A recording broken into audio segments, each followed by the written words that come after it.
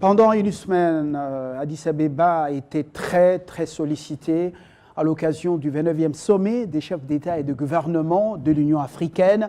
Des grands enjeux, la jeunesse au centre des préoccupations de ce sommet, et également avec un grand événement, le forum qui s'est tenu en N'Djamena, forum de la jeunesse, a donc rendu compte des résolutions par le président Idriss Déby, le président tchadien.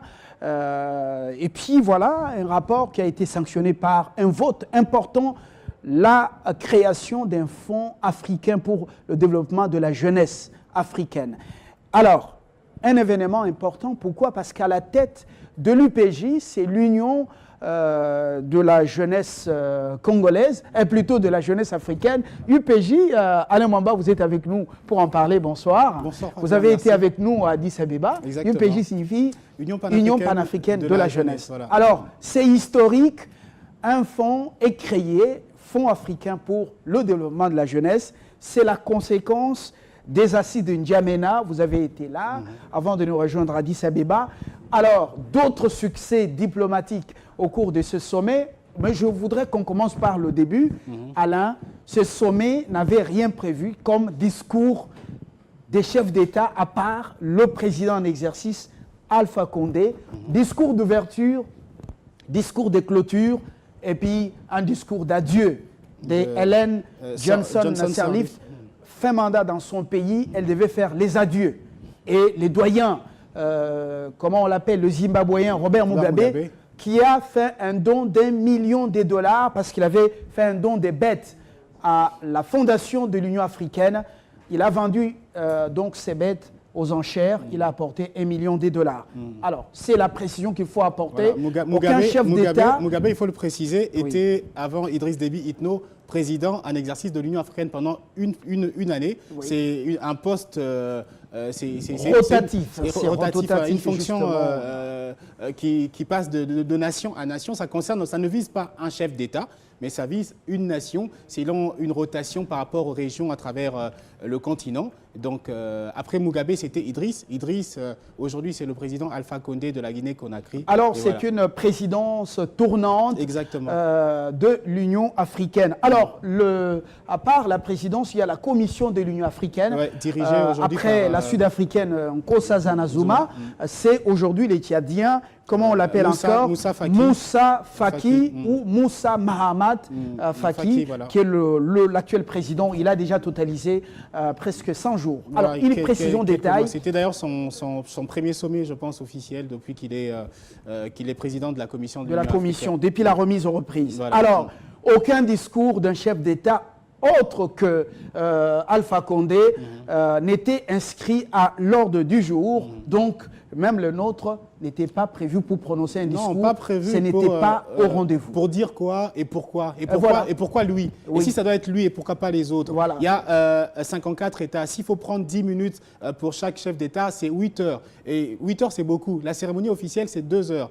Et ça a même pris moins de 2 heures. La première personne à prendre la parole, c'est le président de la commission qui ouvre le bal. Et après, il y a une dame qui a... Le président de la commission, c'était à l'occasion de l'ouverture de la 31e réunion des ministres des Affaires étrangères. Voilà. Il prend la parole et puis une dame qui parle de violence sexuelle qui intervient. Oui. Et puis la petite cérémonie sur le président Mugabe qui a promis des vaches à l'Union africaine. Ne sachant pas où mettre ces vaches, il a dit même j'ai vendu ces vaches chez moi au Zimbabwe et je les ai vendues et voilà que je prends l'argent pour donner l'argent. La remise officielle du chèque. Du chèque. Donc, voilà. Et il avait prévu un speech. C'est quelqu'un qui aime beaucoup parler. Il a le temps d'entretenir la salle. Il a préparé un discours et il a parlé à cette occasion. Et il a le sens d'humour très connu de ses homologues et de tous les Africains, même des Occidentaux. Et beaucoup apprécient lorsqu'il prend la parole parce qu'il rappelle beaucoup de bonnes choses et il réveille aussi la conscience des uns et des autres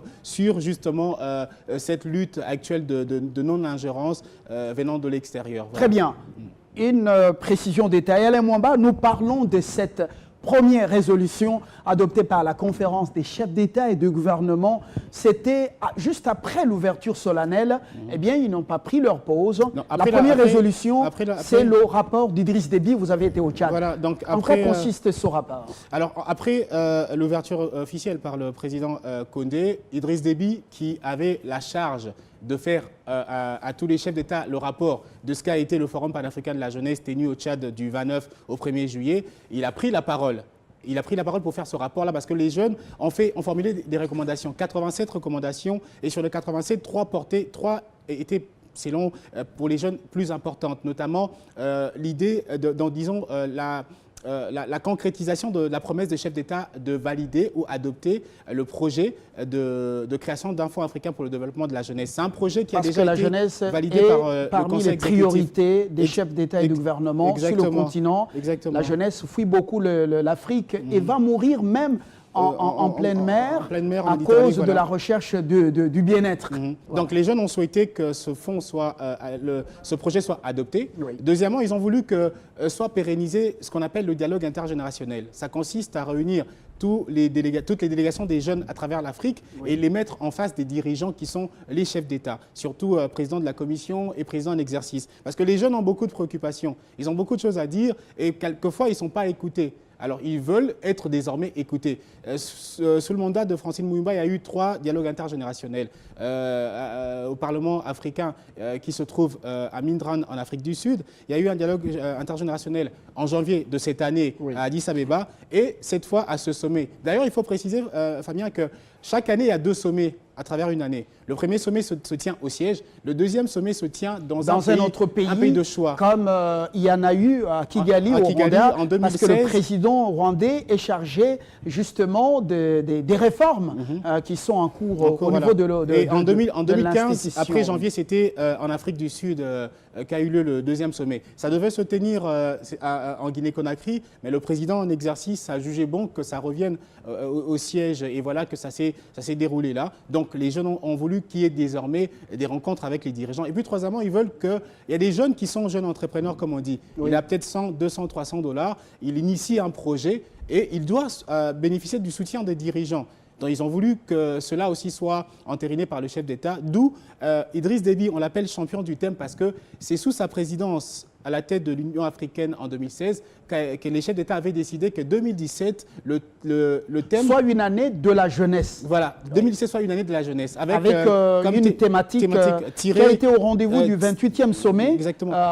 Tiré dividende. 29e sommet. Voilà. Tirer pleinement profit du dividende démographique en investissant dans la jeunesse. Donc, 28e en janvier, il y avait ce thème, et 29e maintenant en juillet. Et voilà. Donc, il s'est senti dans l'obligation d'accompagner la jeunesse jusqu'à ce que soient adoptés certains projets qui ont été initiés par les jeunes. Et après le projet phare, voilà, et c'est lui qui a été voté en première position. La création du Fonds africain pour le développement de la jeunesse. Donc, chaque année, avec dans son budget annuel, l'Union africaine devra mettre de côté 1% de son budget. Oui. Ce 1%, c'est 7 millions de $.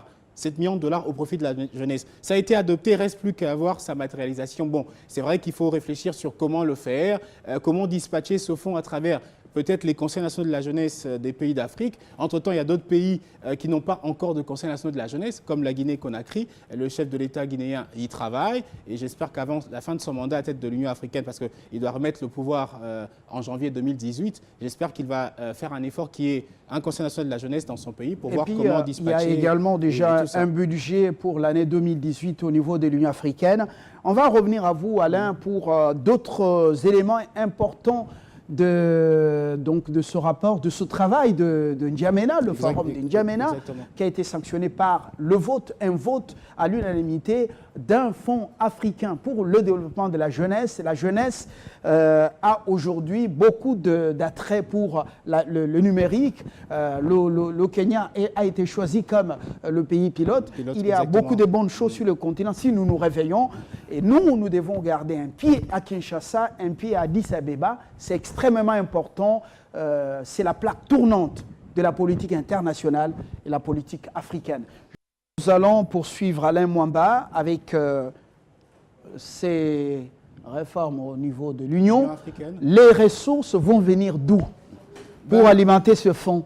Écoutez, si autrefois l'Union africaine, comme vous l'avez dit, était financée à plus de pourcentage par l'Union européenne, ce qui a donné occasion à un diktat, parce que la main qui donne, c'est la main qui dirige. Comme l'Union africaine a décidé dans ses réformes d'initier des collectes propres à elle pour être indépendante. Comme cette taxe sur le continent, la taxe de 0,2% qu'on doit prélever sur les importations. Entre autres, oui.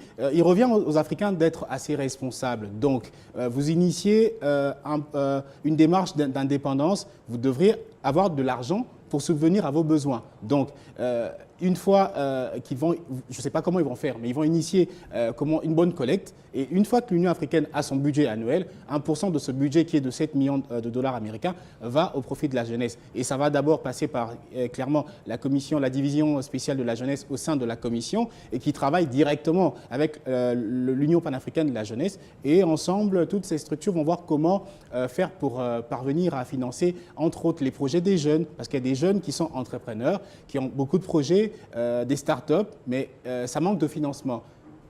Ou avoir surtout, 1000, 2000 pour avancer, il faut que l'Union africaine voie comment le faire à travers le Fonds pour le développement de la jeunesse africaine. Eh oui, vous avez été dans la salle lors de l'ouverture solennelle avec nous, mais bien avant, le président de la commission avait déploré ou il avait exprimé une certaine inquiétude, un souci sur le pragmatisme ou la faisabilité des décisions prises au niveau de l'Union africaine. Il dit, mais ces décisions, il craint que ça ne reste dans les tiroirs parce que la plupart des chefs d'État ont du mal à respecter leurs engagements. Est-ce que vous, qui accompagnez la jeunesse, surtout l'UPJ, l'Union panafricaine de la jeunesse, est-ce que vous partagez cette inquiétude ?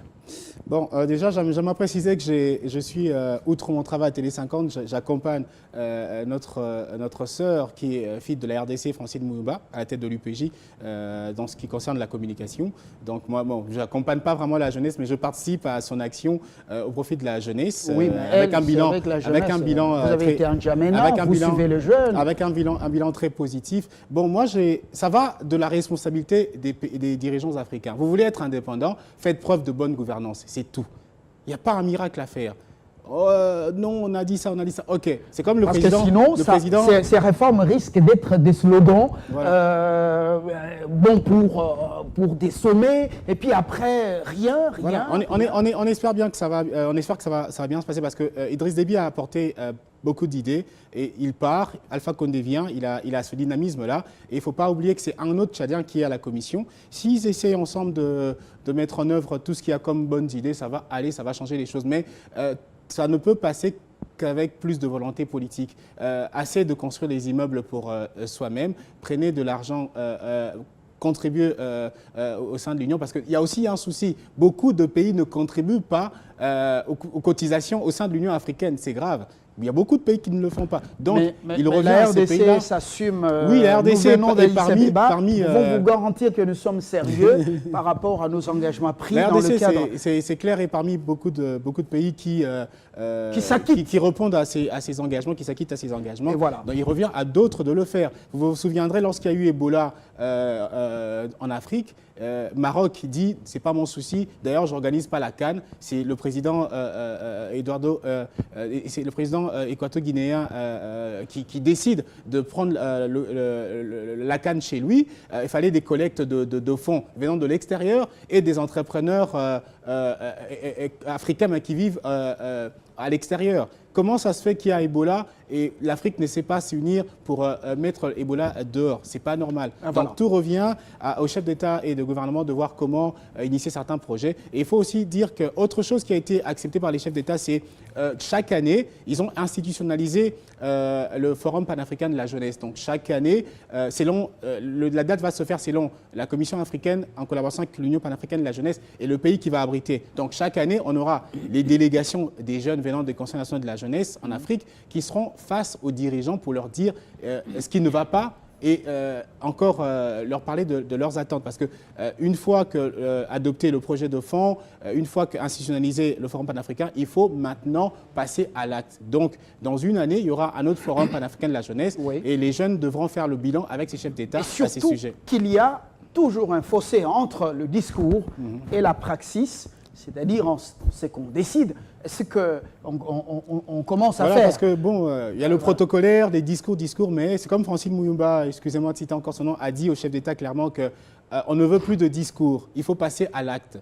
Il y a eu trop de discours, il faut passer à l'acte. Et vous avez dit que vous avez la volonté d'aider la jeunesse africaine. Alors, faites preuve de cette volonté en passant en action. Et voilà. Et voilà. Donc, on a senti qu'il y a une ferme volonté des chefs d'État et de gouvernement africains de pouvoir penser à la jeunesse parce que c'est elle qui est majoritaire sur le continent africain. Voilà. La RDC, comme on dit, c'est la jeunesse, excusez-moi, c'est l'avenir de demain. Voilà. Un exemple, on parle de l'agenda 2063 de l'Union africaine. Oui. C'est un projet de développement de l'Union africaine qui va de maintenant à 2063. En 63, beaucoup de chefs d'État ne seront soit pas en vie, soit plus en fonction. Mais comment voulez-vous qu'on pérennise cet agenda quand vous n'associez pas les jeunes dans les réflexions sur cet agenda? Alors, donc, laissez les traces, lorsque vous serez parti, qu'on vous dise oh, voilà ce qui est continuité. C'est très important. Qui est continuité. Voilà. Il y a un autre volet qui est très, très important, c'est que les jeunes Africains, depuis l'accession de notre compatriote Muyumba à la tête de l'UPJ, de jeunes sont présents à Addis Abeba et dans d'autres forums. Est-ce que c'est votre regard? On les a vus nombreux à Addis Abeba pendant ce sommet et très courageux, oui, jeunes de tous les pays, pas seulement des Congolais. Beaucoup de choses ont changé. Elle a initié la redynamisation de l'UPJ. Beaucoup ne savaient pas que l'UPJ existe. Or, l'UPJ existe avant même l'organisation de l'unité africaine. Les Lumumba et autres, lorsqu'ils ont commencé à militer pour l'indépendance, c'est eux, ils étaient dans les trentaines. Ils étaient jeunes. Ils ont créé l'UPJ qui, après, a été mis de côté, Organisation de l'Unité africaine et puis l'Union africaine. Elle a redynamisé l'UPJ et aujourd'hui, tout le monde parle de l'UPJ. Beaucoup de jeunes se prénomment, jeunes leaders. Ça veut dire qu'ils ont déjà maintenant cette envie-là de participer à la gouvernance. Surtout qu'ils ont vu Macron surprendre.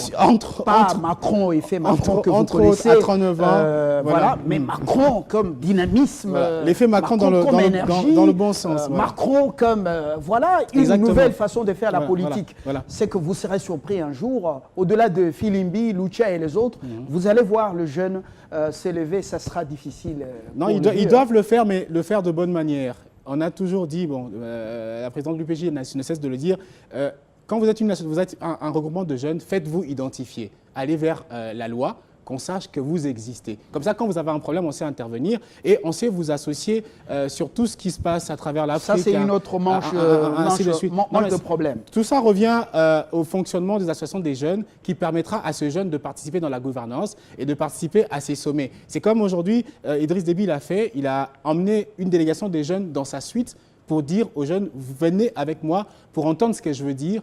Comme ça, ça vous permet d'avoir une idée. Et dans les prochains sommets, on espère, c'est l'idée d'ailleurs, c'est le souci de l'UPJ, que chaque chef d'État dans sa délégation voyage pas seul, que les chefs d'État ne voyagent pas qu'avec le Premier ministre ou ministre des Affaires étrangères, qu'il associe les jeunes.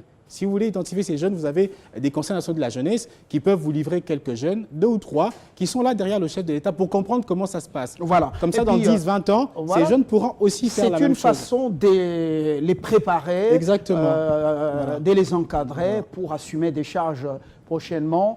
Macron n'est pas tombé comme un cheveu dans la soupe. Pas du tout. Macron, il est passé par des mains Parce expertes. Il faut une base, il faut la tête. Lorsqu'on est jeune, on veut participer à la gouvernance. Alors, on doit par rapport, Alain, à tous ces projets en faveur de jeunes sur le continent, qu'est-ce que vous pouvez conseiller? Je ne vais pas vous entraîner dans la politique, parce que sur le plan diplomatique, il y a eu autant de succès. D'abord, la condamnation et le retrait. Donc, condamner et rappeler d'abord le principe de non-ingérence, le retrait des sanctions imposées aux personnalités congolaises. Lui n'a pas porté des gants. Vous avez suivi le président dans les discours des clôtures. Il a fait ce rappel-là et voilà. L'Afrique ne veut plus. Il y a eu également la reconnaissance. Ali Bongo a été le témoin, la reconnaissance par l'Union africaine des efforts de la RDC dans la lutte contre les violences sexuelles. Il était à la conférence. C'était un grand événement. Il était à la conférence. Le président Ali Bongo qui a été dans la conférence animée par Madame Janine Mabunda, aux côtés du vice-premier ministre en charge des Affaires étrangères, et il a apprécié parce qu'il y a des avancées. Si autrefois on pouvait passer à un acte de viol sexuel et partir comme ça, aujourd'hui ça a changé. Il y a des militaires et des civils. Un répertoire, un bulletin de tous les arrêts voilà. Relatifs à la répression de lutte contre la violence sexuelle. Alors Alain, votre message aux jeunes Congolais qui parfois vivent de manière récroquevillée au Congo. On ne voit que le Congo, on ne voit que le fleuve, on ne voit que le Congo. Et pourtant, d'autres ont beaucoup d'ambition. Quand ils vont sur les réseaux sociaux, c'est pour concourir, c'est pour chercher à avoir un pied à Addis Abeba, un pied en Afrique du Sud, un pied plutôt à Malabo, un pied ailleurs. Alors, est-ce que nous sommes ambitieux? Quel conseil pouvez-vous Aujourd'hui, la jeunesse congolaise, elle s'est réveillée. En tout cas, les vrais jeunes se sont réveillés et ont compris qu'il fallait pas... C'est qu'il y a des faux jeunes. Oui, il y a des faux jeunes. Un jeune qui ne pense qu'à attendre qu'on lui donne. Un jeune qui aime beaucoup plus la vie sans travailler pour avancer. Il y a des jeunes comme ça. Moi, je ne suis pas là pour condamner qui que ce soit, mais il y a des jeunes comme ça et on se connaît. Je suis jeune, on se connaît. Donc, il faut que les jeunes Congolais se réveillent et sachent qu'ils peuvent participer d'une manière ou d'une autre à la gouvernance. Et il ne suffit pas d'aller casser quelque part pour réclamer. Il faut aussi frapper à travers les portes, aux dirigeants aussi de recevoir les jeunes pour les écouter. Donc, aimez votre pays, parce que... On a souvent vu dans les conférences internationales, les réunions internationales, que les jeunes anglophones sont plus dynamiques parfois que les jeunes francophones. Les jeunes francophones, par moments distraits, ne cherchent pas à apprendre une autre langue voilà. Et ne vont pas concourir en ligne c'est comme j'ai dit à quelqu'un récemment que la francophonie, je suis d'accord avec la francophonie, mais la francophonie, c'est plus la quantité. C'est comme quand on vient vous dire, oui, la RDC, vous êtes le grand pays en termes de démographie parce qu'il y a plus de gens qui parlent français. Oui, c'est la quantité. L'anglais, c'est la qualité. Et parfois, là où se prennent les grandes décisions, excusez-moi, je veux le dire, parfois ça se passe en anglais. Alors moi, je crois qu'on doit être à cheval entre le français et l'anglais, c'est important. La francophonie et puis voilà. Surtout les contacts extérieurs. Chez les anglophones, on est pragmatique. Chez les francophones, on est plus dans l'ingérence et puis on vous donne forcément pas ce que vous voulez, mais on veut vous dire ce qu'il faut faire. Et parfois on vous donne et parce qu'on vous a donné, on veut vous diriger. Or c'est pas ça. On vous donne, on vous aide à développer. Alors deux langues nationales, l'anglais et le français. Non, pas forcément. On ne sera pas comme en Guinée équatoriale où on parle. Chez Obiang, il y en a même 3 déjà. Il y a le français, il y a le portugais et l'espagnol qui a été officiellement institué pour être dans les cours et ainsi de suite. Le vice-président, qui est le fils du président, a étudié en Europe. Il parle très bien français. Voilà, il a même entretenu les jeunes au Forum panafricain de la jeunesse. Et il a été, après Francine Moumba, le plus applaudi parce qu'il a réveillé les jeunes pour leur dire que ce qui se passe aujourd'hui, c'est justement une démarche pour déstabiliser l'Afrique. Donc alors, voilà. Jeunes Congolais, jeunes Cunois, regardez grand, rêvez grand, soyez plus ambitieux. C'est possible, comme le disait Obama. Yes, we can. Yes, we can. Yes, we need. Oui, on peut le faire. Oui, dans la vie, il suffit de vouloir. On voit ça. Nous avons eu la petite chance de faire, comment on appelle, d'être dans les arcanes, de comprendre comment les choses se passent. Oui, nous pouvons être grands et jouer notre rôle. Beaucoup de gens ont peur de nous. Ils pensent que nous sommes beaucoup. Non, et il y a un Congolais également. On est loin d'être beaucoup, en tout cas. Voilà. On est loin d'être beaucoup. Voilà. Mais une chose, il y a un Congolais dans la commission de l'Union africaine. Sur le droit de l'homme, je pense. Non, c'est la Cour. Oui, la Cour africaine des droits de l'homme et du peuple. Voilà. C'est un événement aussi. Le siège est en Gambie, et le siège a toujours été en Gambie, malgré qu'à l'époque, il y avait un président qui, on le sait, avait des petits soucis avec l'extérieur, mais le siège est en Gambie, et c'est une bonne chose pour la RDC. Moi, j'aimerais, avant de finir, pour dire que, oui, on interpelle les jeunes, mais il revient aux autorités de donner à ces jeunes ce qui va leur permettre d'aller de l'avant. Formation, bourse d'études, pas des sélections. Il y a une bourse, vous sélectionnez vos familles. Compatriotes qui vont concourir comme notre représentation. Donner à ces jeunes ce qu'ils ont besoin. Même à la Commission économique des Nations Unies pour l'Afrique, encourager le professeur Rémy jusqu'à l'amener à cette élection. Voilà. Chaque année, s'il y a 50 bourses et vous donnez ces 50 bourses aux jeunes de manière claire, avec beaucoup de clarté. Limpide, transparente. Transparente. Ça permet aux jeunes d'aller faire des formations et revenir au pays. Pas sélectionner les enfants d'eux, non. Tous les jeunes. À l'Unikin, à l'ISTA, IFASIC et autres. Avec sur base d'un critérium objectif. Exactement. Il ne faut pas donner aux gens de votre village. Non, il faut pas du tout. Aux Congolais. Parce qu'on peut pas parler aux jeunes, de réclamer aux jeunes la patience, n'allez pas casser, mais donnez-leur ce qu'ils ont besoin d'avoir. Un avenir meilleur, c'est tout. Pas plus que ça. Et puis, être rigoureux, être objectif, donner aux Congolais des chances égales. Exactement. N'est pas tenir compte de la morphologie, encore moins de ceci ou cela. C'est pas ça le Congo. Le Congo, c'est cette mosaïque des cultures et de peuples. Exactement. Alors, l'autre succès, vous les connaissez?